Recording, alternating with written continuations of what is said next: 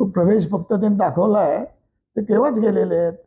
या निवडणुकीच्या वेळेला जे जे लोक आमच्या विरोधात गेले त्याच्यामध्ये नंबर 1 त्यांचा होता.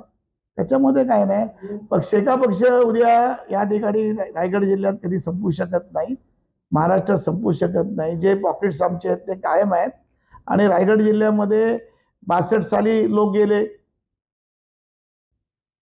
57 साली आधी संपूर्ण वार समिती आधी लोक गेले, 67 साली पुन्हा आम्ही उभे राहिलो, 71 साली काही लोक गेले, मोहन पाटील वगैरे ही सगळी मंडळी गेली होती.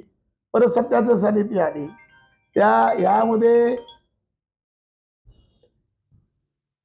शेका पक्ष उद्या मी गेलो तरी लोक कार्यकर्ते जाणार नाही, मतदार जाणार नाहीत, अशी परिस्थिती आहे.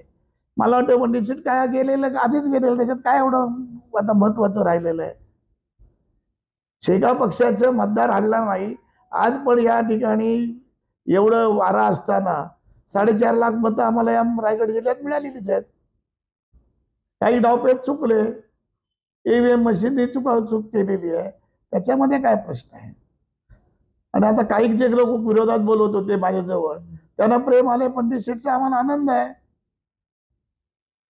जे म्हणत होते पंडित शेठ असा आहे तसा आहे, आणि जे विरोधक आयुष्यभर पक्षाच्या विरुद्ध होते किंवा त्यांच्या विरोधात होता, त्यांच्या हाताला हात घालून जर उद्या जायला लागले, ते शेका पक्षाचे जे हितचिंतक आहेत, मतदार आहेत, जे पक्षाला मानणारे आहेत, जे लाल पावट्याला मानणारे आहेत, ते कदापि हलणार नाहीत.